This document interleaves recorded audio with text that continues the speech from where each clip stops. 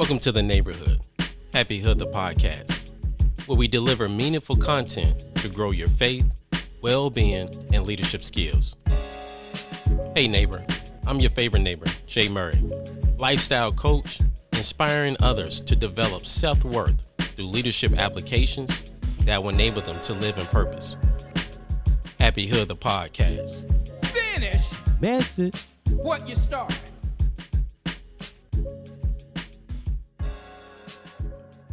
Welcome back to the neighborhood family. Welcome to another edition of Hapi Hood, the podcast. I'm your favorite neighbor, Jay Murray. And again, I'm so happy that you decide to join us to stop by for another edition of Hapi Hood, the podcast. This is where we talk about faith, well-being, and leadership. And definitely have a wonderful topic for you today. Our guest today is an author. He is a writer, scholar, filmmaker, and educator from Chicago. He is the author of When the Hood Comes Off, Racism and Resistance in the Digital Age. Family, please welcome to the neighborhood, Dr. Rob Eschman.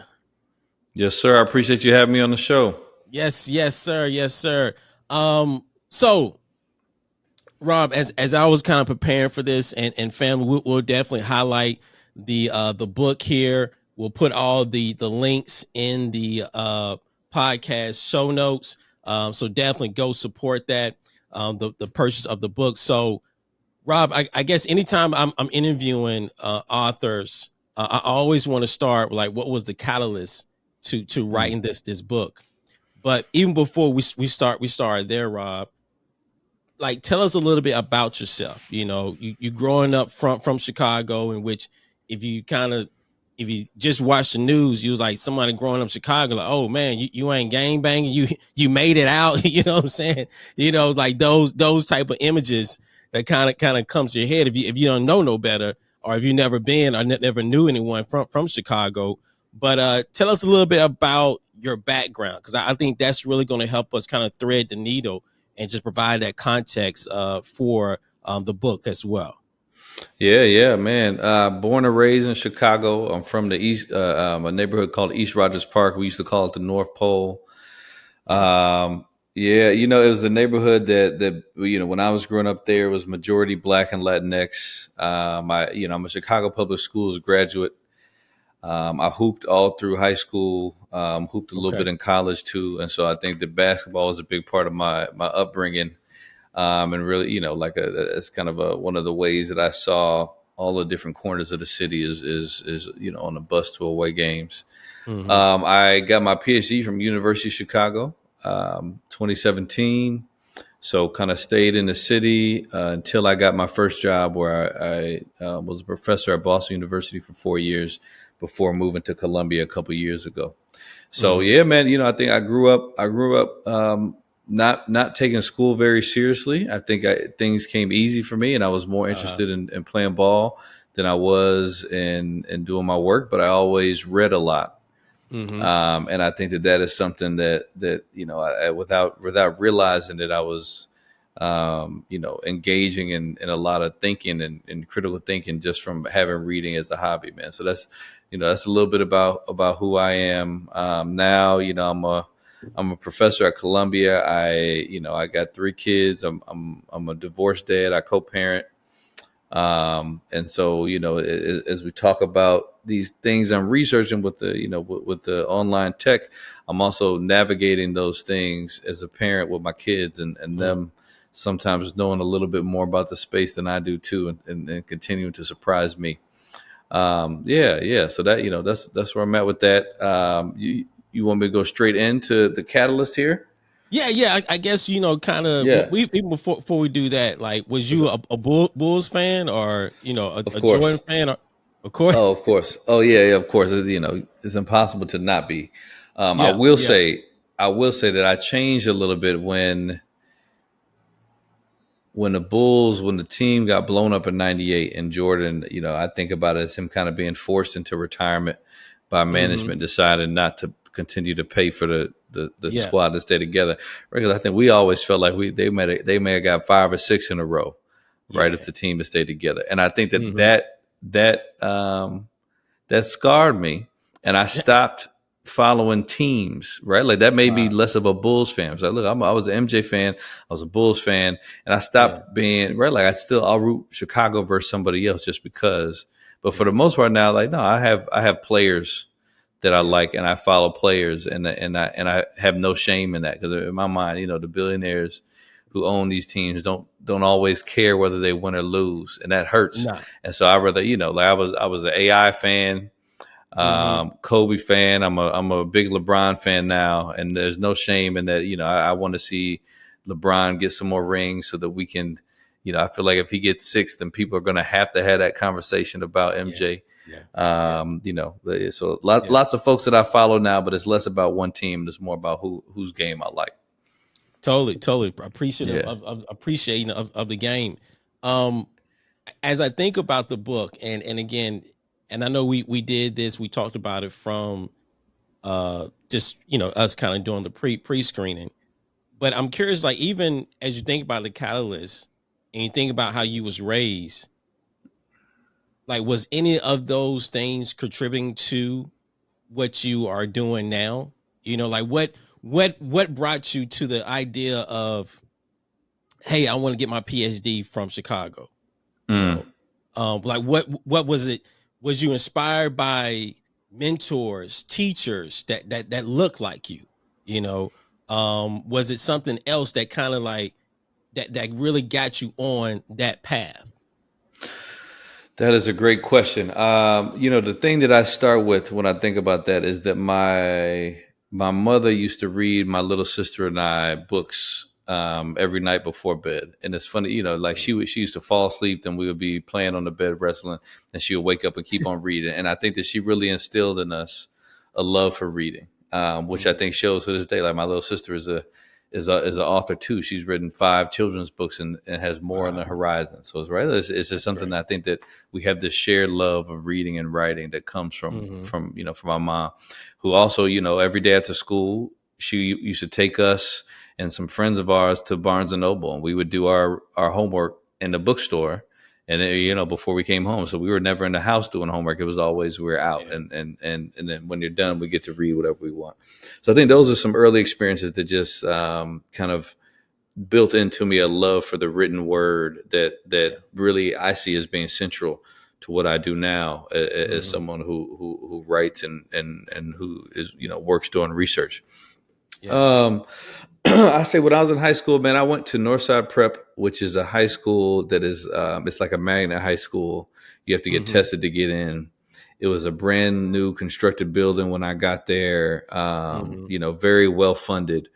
The money that we had was closer to what a suburban school would have than what a Chicago public Yeah. school would have. Yeah. And I just remember, man, I think I was no stranger. Like I had an understanding of what racism was, but I think that I remember reading a book called Savage Inequality about unequal school funding and how that led to problems down the line, from incarceration to economic insecurity and whatnot.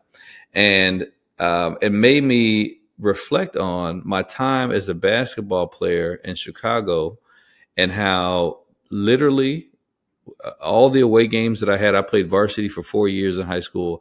And in all the away games I had, not one time did we go to a locker room at a visiting school that had toilet paper. Wow. So we would take toilet paper from our bathrooms in our backpacks to bring it to the locker room, because that's just what the situation was. And I think just kind of seeing the difference in just the structure of the building in our school versus other schools made me realize, like, oh, this is an example of what I'm reading, is that I am this is still a Chicago public school, but it's different than what most of the rest of them look like. Yeah. So I think I had that as a mindset of education reform is a way of fighting racism. Education reform is a way of trying to better our community. And so in terms of me going to get my PhD, I didn't necessarily know what I was doing when I was an undergrad, but at some point I decided I wanted to work in education. And then, had ideas of being a teacher, and then decided that I thought that doing research and writing about these things may be a better use of my, abilities and kind of what I wanted to do more to have an impact. And that's what drove me to get my PhD. So I think I didn't go into a PhD program looking to study technology necessarily, but more looking to study education reform and be part of, of what that reform will look like in the future.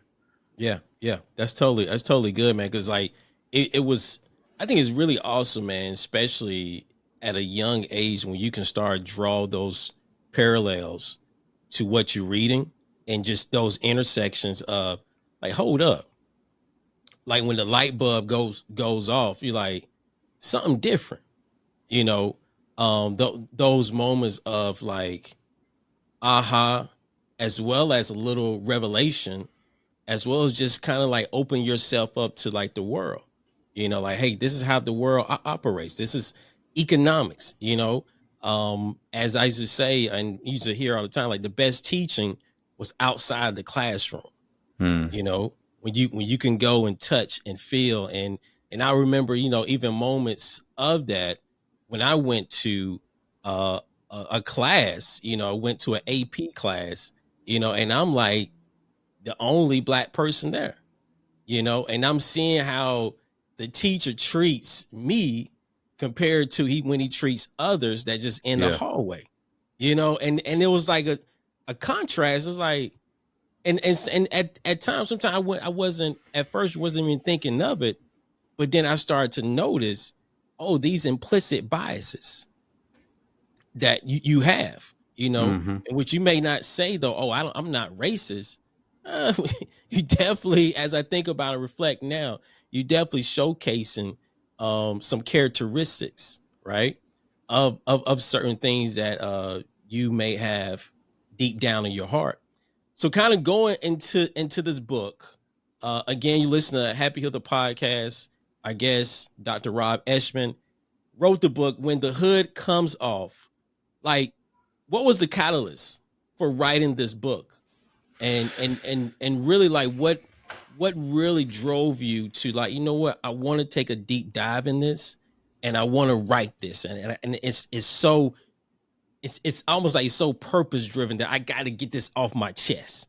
Yeah. Yeah. I got to get this off my chest and really begin to examine this. Man, I think that there was no single catalyst, but there are several things that I think added up to me taking it in that Mm-hmm. direction. And I'll start with, right, one of the stories I talk about in the first chapter of the book is that the first time I was called the N word maliciously Yeah, was when I was playing online video games. And it was yeah. a situation where, That's when you with the galactic hair. yeah, yeah, right. And so it was outrageous to me. And I was playing with some cousins who they told me it happened all the time. And I was like, man, that's not Mm-hmm. true. They're not really out here like that. Put on the headset, every game, the N word was getting thrown around. And I think I just had that in the back of my head. I remember going back. This was over winter break, so I went back to college. And I'm looking around at my white friends who I play this game with. And I'm like, man, was that y'all over winter break? Right? Is this the Mm-hmm. same type of thing that you get into? And I'm just thinking about the high percentage of folks who are using that term. So that was like, right. So I think that was the start of an intellectual question, right? Or intellectual puzzle, we'll call it, which is, what does online racism tell us about racism in the real world? Mm-hmm. When I went to grad school, my first semester, I took a class on race theory, and learned about some of the dominant theories of racism that talk about how racism has become more subtle.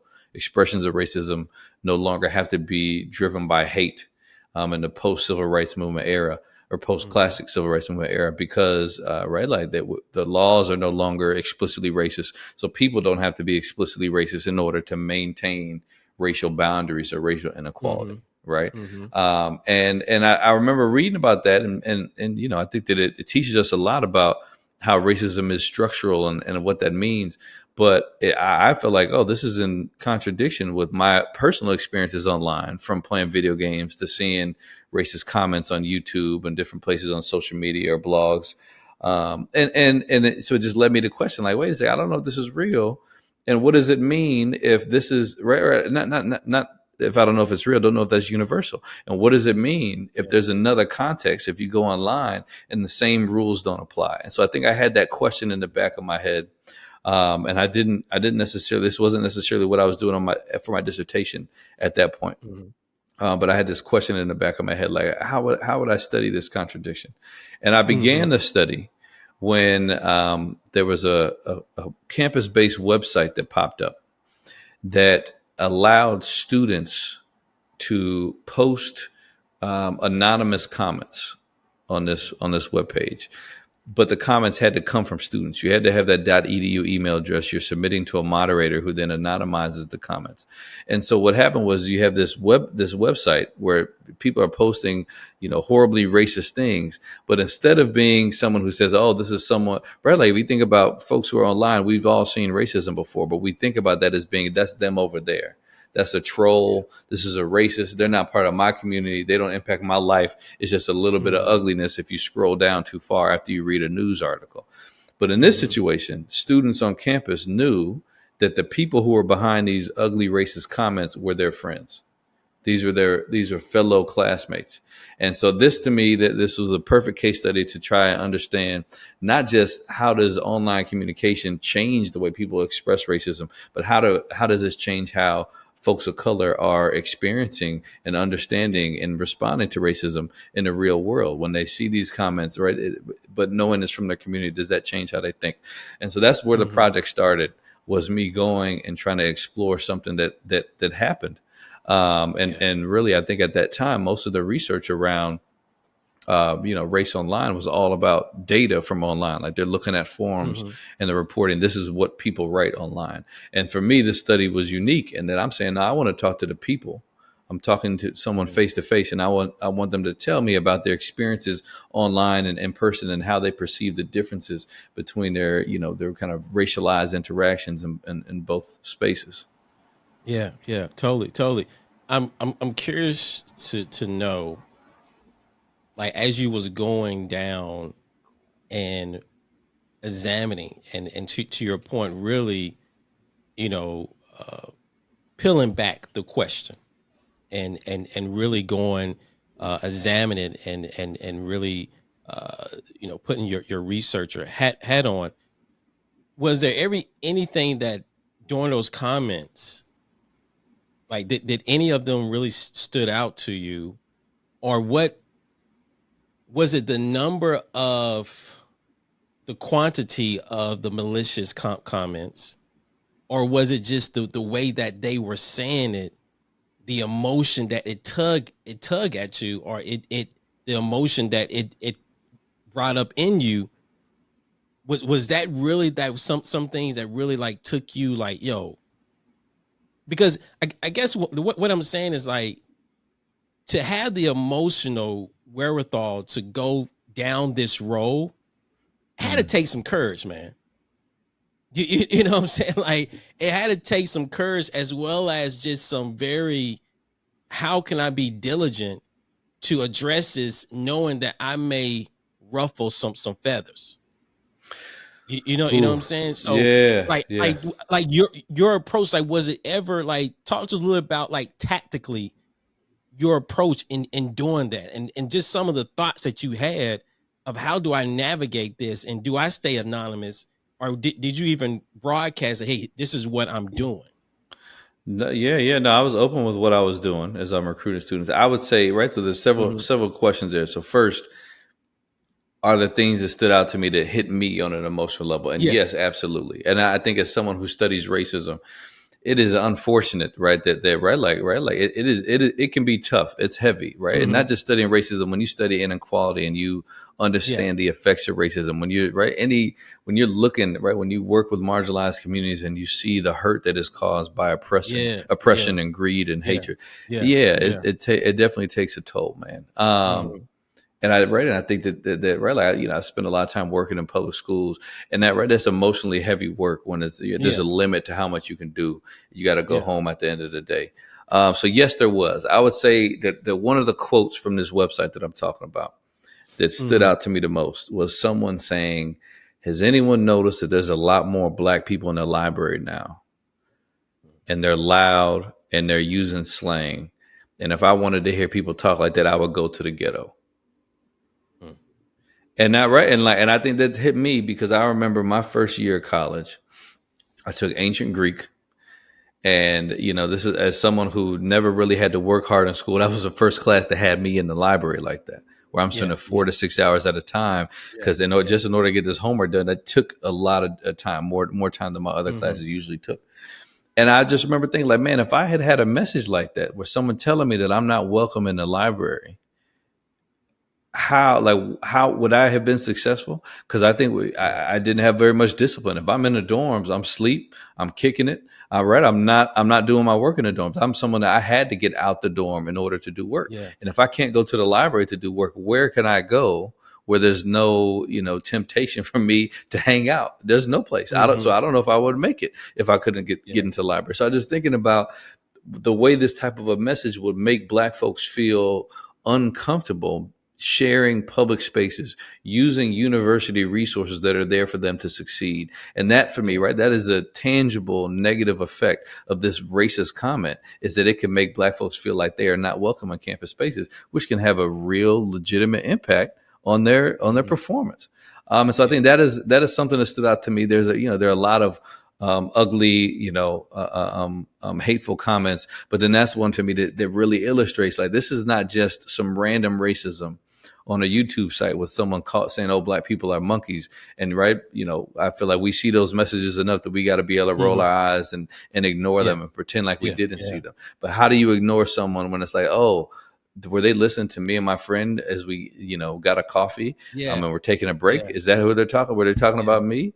Right. And so I think that is an example of one of the comments that I think hit me the hardest, is to realize, like, this is really sending a message to the Black folks, to the folks of color on campus, that we don't yeah, want you here. Right. Which is yeah. heavy. That's, Yeah. I mean, when you think about, like, this is your microcosm of a world, and it's like, yo, it's like, whoa, it's no, like, I not get used to, but I can understand someone on Twitter that's talking to universe, but when it comes so directly into your own area, your own neighborhood, definitely hits home. Like, as I'm just kind of thinking, and to your point, like, just the emotion that it would have definitely, like, if something could be very traumatizing, Yeah. especially dealing with things that you may have dealt with as a young child, you know, and having to now experience that at this campus. I'm curious to know, was there ever, and again, this, not necessarily maybe from university, but from your perspective, was there ever a reason why that this platform was created? Like, what was the purpose So of of yeah, they said that the purpose was to provide a space for students to be able to discuss controversial things without feeling like they could experience consequences. So in okay. theory, that doesn't necessarily mean it needs to be right about racism. Hmm. That they didn't say, "Oh, this is a place for people to be racist," but Yeah, in practice, that turned into racist and homophobic content, yeah, where right, like, it was people, right. Those are the things that people felt like they couldn't say.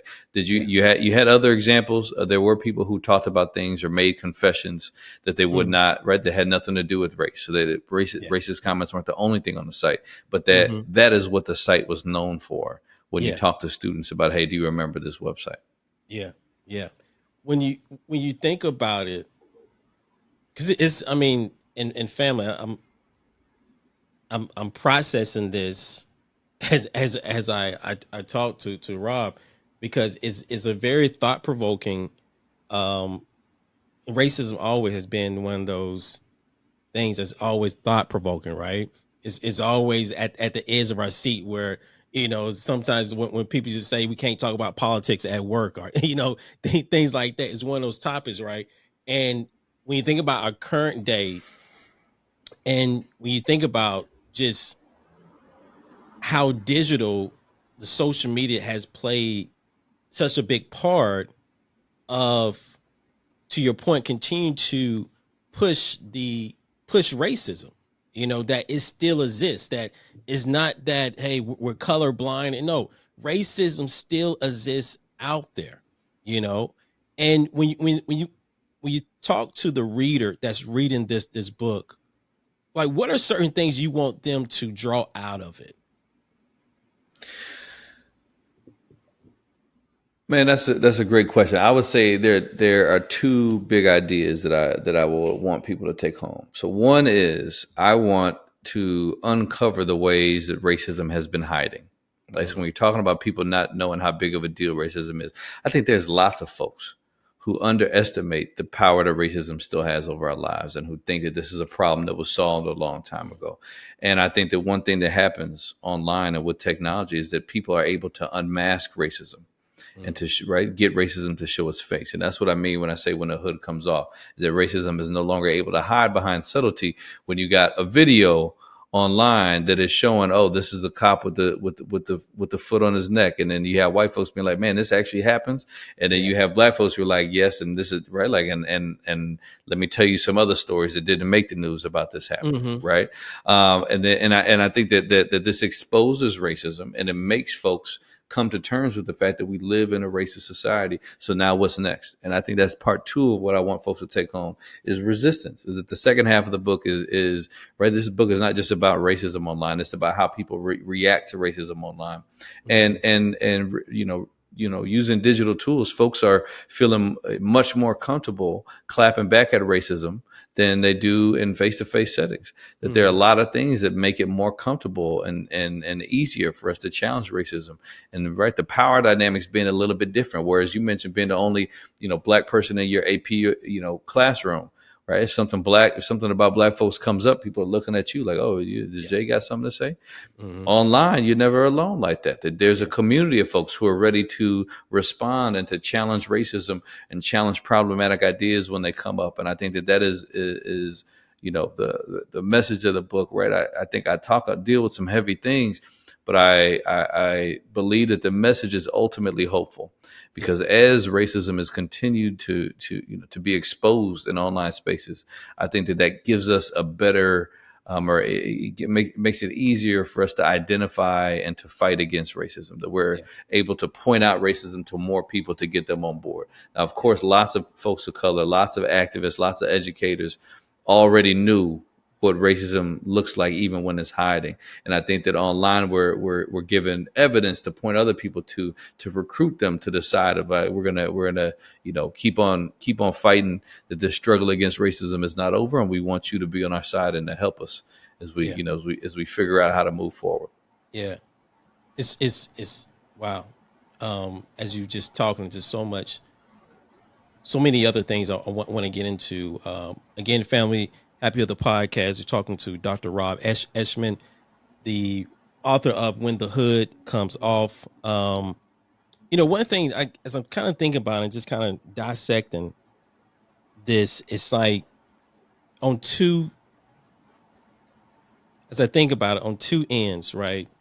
One, I think about to your point, the exposure that not only this book, but even in today's time, we think about social media, we think about technology, it has exposed what has been hidden in people's hearts, have been hidden in different rooms for quite some time. And I think there's a level of necessity, or is necessary to have that, for us to have these type of uncomfortable, while they are much needed conversations. On the other end, it has also put, and I'm gonna be quite honest, the most recent I think illustration of pure racism was the most recent event in Alabama, and in Montgomery, Alabama, right? And I think about the entitlement that was displayed by these white men, to where they couldn't adhere to authority of a black man, which was in an authoritative position, to say, hey, I need you to move your vehicle, right? That they felt it was in their own right to say, no, I'm entitled for this, where clearly you was in the wrong, and I think what I haven't really, what has been very distasteful, is how we have sensationalized it in a way for jokes, When I'm saying we, I'm saying us in the Black community. You know what I'm Yeah. saying? And Yeah. I think at the end of the day, man, like it ain't like bro, like it ain't nothing funny about it. But I get that we take things and what can be, that's just our gift, our creative gift is part of like the gift and the curse to take something bad and flip it around and laugh at it, right? Yeah. And I would Yeah. love to kind of hear your thoughts of just something like that where technology has helped us in so many ways, but also it has basically harmed us in some ways, but where we don't get the context, the full context. Sometimes the context is missing. So we go through these misinterpretation. We go through these things of just not really understanding. We're gonna have he or she say about things to where like, we take things down a rabbit hole, right?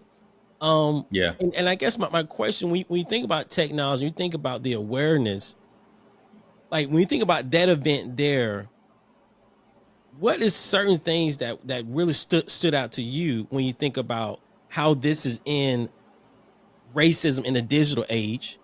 Yeah. And when you Yeah. also think about it on the other end of like, well, how do we come, what's next? How do we use this to really come together and talk and really converse around the resistance, you know? Yeah. Yeah. Whew, that's a tough question, man. Yeah, Look, I've been looking at the memes and the videos and and cracking up, and it has been like we are special in terms of how folks have put that together. What they exactly. call it, they calling a brother who jumped in the water Aquaman. Yes. Then like throwing the cap up, that's the bat signal. So all this has been hilarious. I would say the first time I saw the video, and it was before all the memes and stuff started coming out, my Mhm. first thought was like, damn, I hope that these folks don't catch a case off this. Yeah. And that's what I'm thinking about is right. Like, yes, they won, they came to the rescue, but I'm looking at that video like, man, you know, as much as the internet is saying, "Oh yeah, this is a victory," we're not going to let that stuff slide. We're not our ancestors, type thing. That's like the spirit of what people are saying. And I was just thinking, like, man, but I hope that this is not ending these brothers catching a case Yeah. for coming to someone's rescue, and then that Yeah. being the end of the story. And I think that right when you ask how does this relate to technology? If there weren't all these videos going viral on the internet, that is Mhm. how I imagine this goes. Is that Yeah. those white folks don't get locked up the way that they did, and then instead the people, right? Because when you see the police come, the people that they were grabbing were the black folks who were engaged in violence. They didn't Yeah. start touching on the white folks right away, and you see that on the Mhm. video. So I think that Yeah. without there being video and evidence, and people with large followings highlighting Mhm. who is this woman, identify her, here's her social media. I think that without Yeah. those things, I don't know if we have the same result that we have now. And I think that is Mhm. part of what technology does here, is that the reality is, right, like we're like, if this happens and there is no evidence, then we're the ones who pay the cost. Like, yes, you Yeah. you saved this brother from being beat by 5 or 6 Mhm. people, but then there's going to be felonies handed out to the 8 or 9 of y'all who came to his rescue, and then the 5 or 6 people are going to claim, the white folks who are there will claim victimhood, and they're going to be okay. But when there's Mhm. proof of what happens, because people had cell phone video, because they posted online, because people shared it and the whole world saw it, then there's pressure on that police force to, Yeah. right, do this in a more Sure. equitable way, and see, like, oh, this was mob violence to start off, and then now Mhm. investigation finds not only was it mob violence, but people throwing around the n-word. So this is a hate crime that was going on. So when you have Mhm. people come and intervene, they're intervening in a hate crime, as opposed to being people who are, right, like who are out here just trying to start something. So I think that is Yeah. what technology does in that situation, is it forces people to take a second look at things, that usually, that we would just take the blame for. So I think that Mhm. that's a powerful thing. But yeah, so that was my first thought, is just hoping that there would not be negative consequences for the people who Yeah. were, attempting to be, good Samaritans with their hands, right, or with the chair. Yeah. Yeah, yeah, Yeah. Totally. Totally. Because I when I looked at it, like first of all, and this is me. I couldn't watch the whole thing. When I saw the brother, the security guard, you know what I'm saying? Like I couldn't. I had to stop watching because my heart just like WTF, man. Like what's going on, bro? You Yeah. know, and it just how they rolled up. And then as I watched more of it, you know, it was this satisfying feeling that I got. But then I started thinking about like, man, are we acting just like that? You know what I'm saying? Now I come to understand like when someone like slaps me, you know what I'm saying, you gonna slap them back, right? You know what I'm saying? Like, don't try me, you know what I'm saying, but try Jesus, you know what I'm saying? So, but is the idea of like, a how do we come to a point of talking this through? Because I believe, and I have faced especially microaggressions at work. Have faced a lot, in which I'm pretty sure we can all pinpoint some things we have faced, and where it's something where they saw off of TV, you know, that they just kind of put this blank statement of, oh, that's all, you know, black people are, you know, she looks good for a dark skinned girl, like, huh? You know, like what? You know, or you know, oh, you know so and so because they're black. Like, no, I don't. You know, Mhm. and where I had to kind of put someone in their place of like, let me let me talk to you, you know, and really like kind of come to this perspective of, based on what you said, is kind of showcase your ignorance. So let me school you or bring you up to speed of, when you say this, what this really means. You know Yeah. what I'm saying? And I'm wondering, man, just your opinion, just as someone have studied um sociology, someone have studied, you know, educator in this space and have studied racism.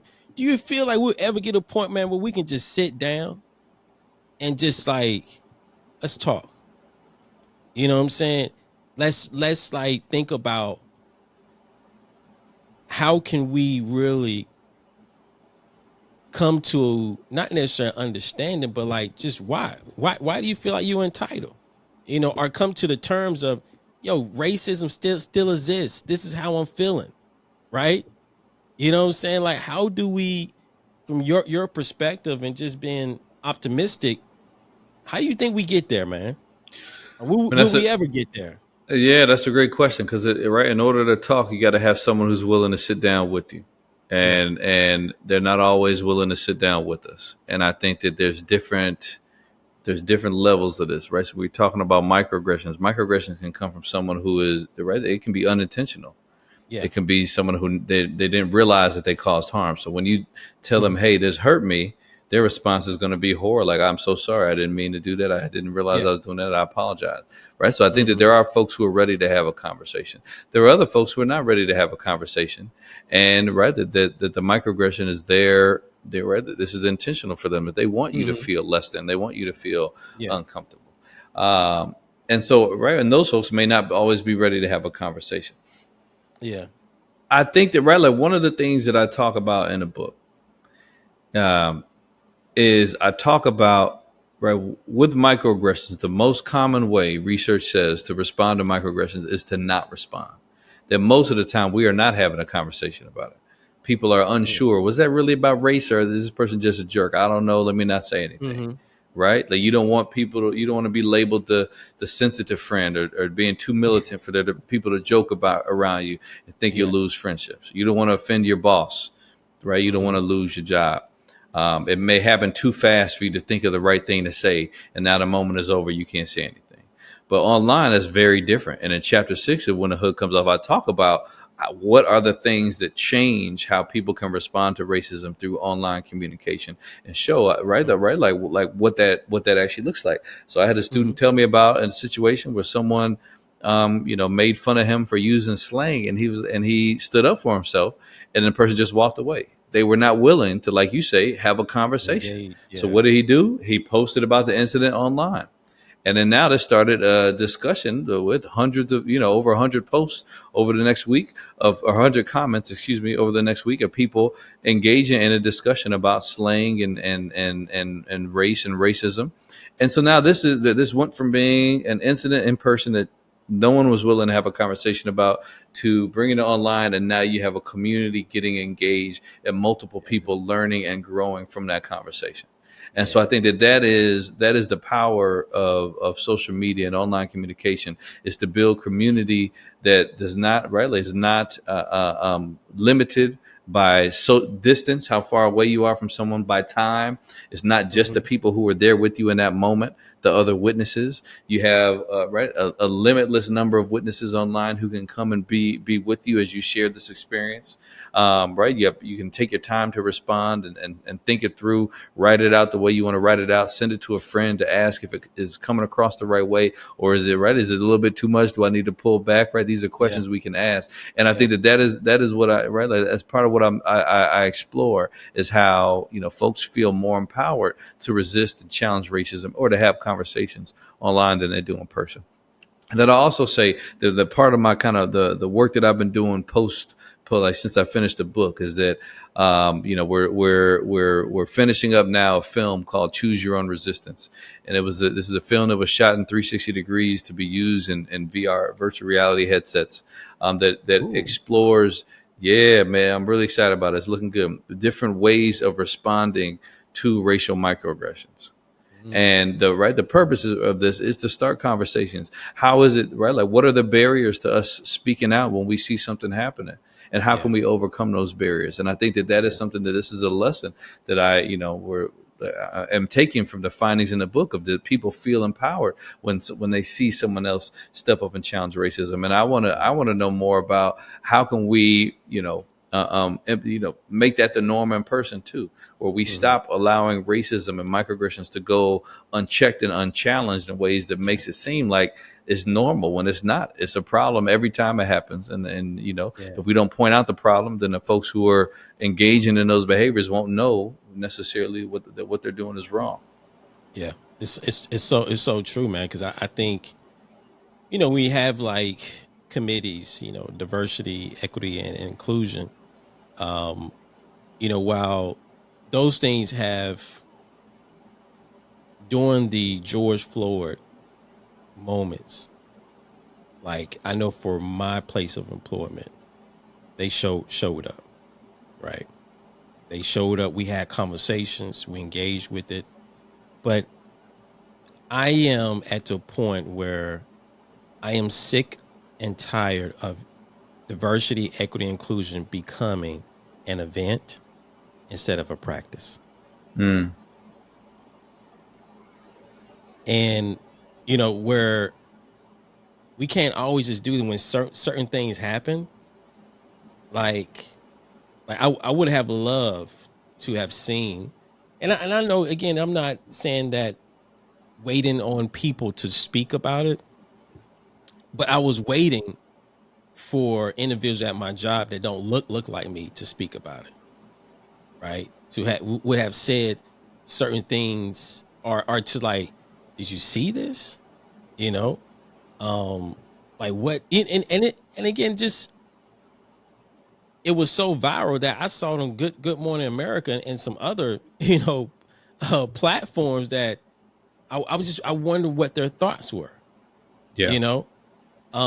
And it's not just that, but even other things that had occurred, whether it was the Buffalo shooting, I didn't get no messaging of that. But when it's something that is dealing with the LGBTQ community, we get messages for that. And I would love to get your thoughts of, again, in your arena, where I'm pretty sure you may have even consulted with people that worked in diversity, equity, inclusion roles. Like, how do we make that, or what are your thoughts of those particular platforms creating this space where we can engage and doing it in a very equitable approach, that we can't just pick and choose when it's time for us to engage. Does that make sense? It does not. Now, when you say those platforms, are you talking about social media platforms? Or are you talking about places like your job when they Like, decide that they're going to get involved? yeah, it's maybe a little bit of both, right? Okay. Because I Okay. think like social media sometimes informs what the conversation, the water cooler conversation at work, right? Yeah. Yeah. And I think like it's almost like, how do I keep my ear to what is occurring, and make sure that I am creating spaces for these conversations to continue to be have, Yeah. right? Yeah. Man, that's a great question. So, one of the another things I talk about in the book is I talk about the differences in some of the differences in activism during the classic civil rights movement and now. Mm. And one of the differences is that during the classic years of the civil rights movement, folks had to organize and think about how can we get journalists and the media to cover this. If they when they show footage of us getting bit by dogs and hosed down, sprayed with water hoses, that the American public doesn't like that. And that changes the way people think, like, oh, this is not seem to be in line with American values. When they see how ugly racism is, it can recruit people to the side of, oh, I don't think this is right. But it was hard for them. That the media didn't always want to cover what they were doing, and if they did a march and the media wasn't there, then it was then it was less impactful than if more people knew about it. One of the things that happened during Ferguson, a friend of mine, Jacob Grosche, did a study that looked at the size of hubs for information sharing on during the Ferguson protests, and found that Black activists were bigger hubs for information sharing than were traditional news media outlets or traditional journalists. Hmm. And so this meant, rather than trying to get the attention or needing the attention of journalists, that they were able to use social media to bypass those gatekeepers of information that decide what are we going to cover and go straight to the people. And that really changed the game, where now journalists have to follow Black activists in order to be on top of what's happening. And if they don't, then that means they're late. And that I think changed the game a little bit, and really created these spaces as being places where we get the word out, right? That the most used hashtag of all time on Twitter is Black Lives Matter, right? So this is something that that there is no bigger conversation on social media than the conversation that we began. And so I think that is part of the power of that platform. Now, I think there's a lot of organizations that say Black Lives Matter and maybe don't mean it. That especially right after George Floyd, Breonna Taylor, Ahmaud Arbery, right after these deaths, we had huge responses, both in terms of people hitting the streets to protest in the summer 2020, but then also right after that, you have lots of organizations that are saying, hey, we're going to launch this initiative because now is the time that we can't stand by. Now, it is unclear to what degree they are truly committed, right? You're talking about diversity versus meaningful change.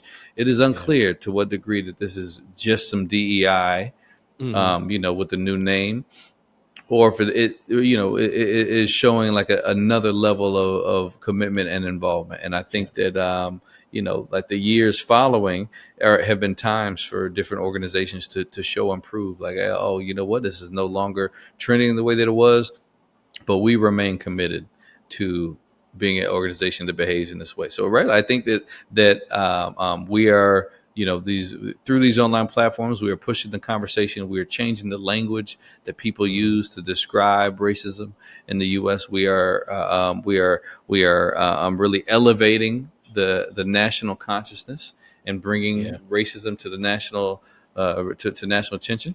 But that does not mean that the fight is done. And that does not mean that is enough, and it doesn't mean that everybody who's engaging in the conversation is really invested. That some folks can be using the words without having the meaning behind it. Totally, and using the words without really having truly being invested and really having the meaningful effort to drive it. Like, what's your thoughts when I think about this book, racism, and I think about it from even from your experience from going to a predominantly white institution, and for myself going to a HBCU, Winston-Salem Which one? State University, Okay. Winston-Salem State University, in North Carolina. Um, Majority of my professors were black. Student body was majority black. However, when I think about our own dealings with ourselves within our community, the racism that we deal with because of the way someone talks. You know, I never forget one time, and I'm not sure if this has happened to everyone, especially like for collegiate, those that have went on to higher education. That hey, you talk like a white boy, you know, and to hear that from my own people, you know what I'm saying, like that. I never forget. Like it still hurt me to this day sometimes when I think about it. You know what I'm saying? To like, Yeah. what do you mean I talk like a white boy because I'm not using these particular words? Either and I and the thing about it, like I lived in areas that were pretty much like my people were middle class, but we lived in not so great areas. You know what I'm saying, within Charlotte, that it hurt me that it came from someone from my own neighborhood. Like, where I stay. Come on, Holmes. You know what I'm saying? Like, come on, homie. Like, how you Yeah. gonna you know what I'm saying? Just because I'm looking to better myself, or I'm looking to strive in this particular area, right? Um, like what's your thoughts on that, man? When it's dealing with sometimes even in a digital space, our own people, you know? Yeah, yeah, man, that's a tough one, man. I think that code switching is something that has been normal for right. It's something that's pretty common that folks may Hmm. sound different when they're at home versus when they're at work or in school. And I think that's something that a lot of Black folks, have gotten comfortable with, and right, Yeah. it's tough. I don't know that I have the definitive answer on this, man. Yeah. I think that black people don't all have to be the same. We are allowed to have Yeah. different views. We're allowed to sound different. We're allowed to have different interests. And I think that's part of freedom, is allowing people to be who they want to be. Hmm. And as much as it hurts me that means that not everyone is going to think the right way about race and racism and what it Yeah. means to um, to get free and to be able to have access to the resources that we need. That we're not all on the same page, and that's okay. Yeah. And I think that's Yeah. part of the freedom that I fight for, is that for freedom for Black folks to make their own decisions. They don't all have to think right the same way that I think, and that's right. That's Yeah. okay. And so no, I don't think that talking in any way makes one, right. We probably shouldn't even say sound white, but the reality is, right, that there is kind of It's right, I think the official term is AAVE, right? There are official terms for kind of like a Black or urban dialect, or however you would yeah. want to call it. And right, so if folks may feel if you don't fit into that, then that they see you as Hmm. being less Black, and that could come from, for some people, from some Black folks who some Black elites may see themselves as being better than everyone else because they speak in that way. And so when I see people react or say things like that, oh, you talk white, I would also imagine that it's because that there are some Black folks out there who are trying to talk white intentionally to separate themselves Yeah. from the rest of us. And that's the way I Yeah. think about it, right? Is from a marginalized perspective, is that even speaking that, is they're speaking into something that has been problematic towards them, Hmm. and that is another way of keeping Black folks down, by saying, Yeah. right, like if you feel like this is what I need to do to be successful, is to prove that I'm not like the rest of them. Mm-hmm. I see that as being problematic, right? And that may be what people are calling out. That may be the history, or kind of like part of what drives that. But yeah, man, I think it's interesting. I remember reading a paper about there were some linguists who were fighting to have African American English included in standardized testing, because like we have research that shows that these tests are racist, that they're Exactly. culturally biased, and that they're for folks in Black communities that they do worse, and it's not about measuring intelligence, that there's a cultural bias inherent. So linguists wanted to change the test in order to make it kind of even things out, and Black communities were like, "Nah, don't do that. You're going to teach our kids proper English. Don't change the test." And in that way, we want to our students to learn this. So this is something where the linguists had an idea. They knew this is this is one way that racism operates. They had this intervention, and Black people didn't want the intervention, and that's okay, right? Like in my mind, it's okay to think that should be an official African American English should be an official language, and it's okay to think, no, don't miss me with that. Teach our kids proper English so they can take standardized tests without having to change the test. Right, that there's a diversity of opinions, and that's okay. Yeah, and I think that's the beauty of it, like diversity of opinions. Because I think when I read again, and family, again, go get the book. Again, we'll have links in the show notes, so where to get it. Talking to Dr. Rod Eschman, the author of When the Hood Comes Off. Like when I saw just the cover of this, right? And I told you, like, it didn't dawn on me until I looked at it again and saw the actual hood, right? And when I think about like racism and resistance, and I thought about it from the lens of our own, right? Where even for myself, examine, like, have I been the one that have put on the hood to perpetuate the same malicious statements and just this racism?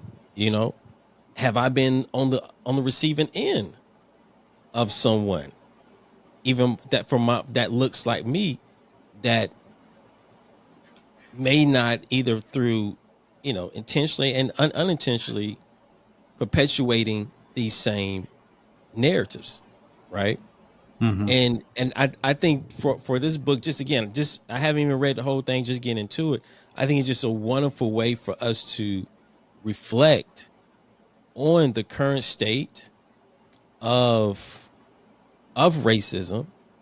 And again, to your point, there is definitely the coming of terms that it still exists and is still within these pockets. And I think there's a great work what you're doing of exposing it to the world. Well, yes, exposing definitely can be. It's like exposing your laundry, your dirty laundry, man. And sometimes it can be traumatizing, because sometimes, like, I'd rather not know. What I'm saying? I'd rather not know. But I think knowing, especially as you have kids, I have kids, how do you navigate the cyberspace, right? As a Black man, as a Black boy, as a Black girl, as you grow into a Black man, Black woman, how do you navigate these spaces, knowing that these things exist? So I definitely commend you on your work, and what you're doing, and just this is the beginning of the iceberg, as you mentioned, of just continue to showcase and continue to bring awareness of, let's expose what is currently being done, or what is the climate of racism and how it is being hidden in the digital space, but also what's the next steps? Right. How do we find methods and tactics to overcome it? How do we really think about the ways of engaging it? I can't wait to, and when you come out with the movie, definitely have you back on to talk about it, because I think those are the type, that's practice to me. Yeah. That's the practice for me that I feel that we need to continue to do. And again, to all my DI folks, in which I know some even senior leaders, I'm not bashing you. This is just just my thoughts, that there's more to do. But I really just again want to commend you for your work. So with that said, man, like, where can people purchase the book? Where can people like get in contact with you? IG handles, LinkedIn. How can people get in contact with you? Yeah. So the book, When the Hood Comes Off, is everywhere books are sold. You can find it on Amazon, find it online at Barnes and Noble, and then if you want to order it through your independent or local bookstore, if they don't have it in stock, you can go ahead and ask them to order it, and they'll have access to it. You can find me. I'm on Instagram, rob.eschman. I'm on Twitter at Rob Eschman. I don't have LinkedIn, which I need to. I've always felt like Twitter is the academics' LinkedIn. That's what it feels like. I never heard nobody say that before, but I can see it as that. Yeah, it kind of has that same effect. And then I have a website, robeschman.com, if folks want to check out kind of my broader work and see it all in one place. We're great, man. Hey, I want to thank you for coming on the show, and really just providing your thoughts. A great book, definitely to read. And I think there's I'm even thinking about I'm going to introduce this to some individuals I know that I work with, that's on our diversity, equity, inclusion teams, as an opportunity for us to really take a look and think about and use this as a conversational piece for different topics that we have from month to month during meetings. So again, thank you for what you're doing, and keep on doing it. Keep on doing it, family. I appreciate that, man. Thank you so much. Yeah, family. Thank you for joining us. Don't forget to like and subscribe, and always remember that no matter what life brings you, always know that God loves you, and always remember to love God, love yourself, love your neighbor. I'm your favorite neighbor, Jay Murray. Till next time, be blessed.